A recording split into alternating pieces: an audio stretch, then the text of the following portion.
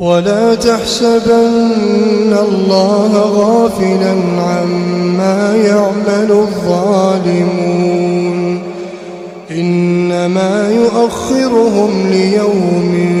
تشخص فيه الأبصار مهطعين مقنعي رؤوسهم لا يرتد إليهم طرفهم وأفئدتهم هواء وأنذر الناس يوم يأتيهم العذاب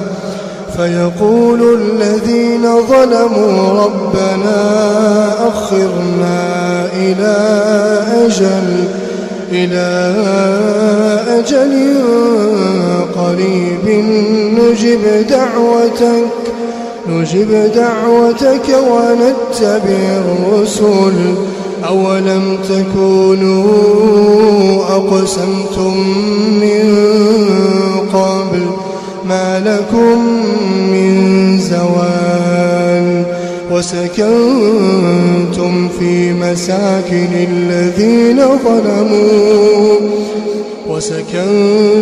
في مساكن الذين ظلموا أنفسهم وتبين لكم كيف فعلنا بهم وضربنا لكم الأمثال وقد مكروا مكرهم وعند الله مكرهم وإن كان مكرهم لتزول منه الجبال فلا تحسبن الله مخلف وعده رسله إن الله عزيز ذو انتقام يوم تبدل الأرض غير الأرض والسماوات وبرزوا لله الواحد القهار يوم تبدل الأرض غير الأرض والسماوات وبرزوا لله الواحد القهار وترى المجرمين يومئذ مقرنين في الأصفاد سرابيلهم من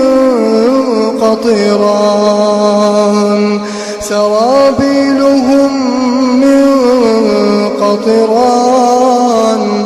وتغشى وجوههم النار ليجزي الله كل نفس ما كسبت إن الله سريع الحساب هذا بلاغ للناس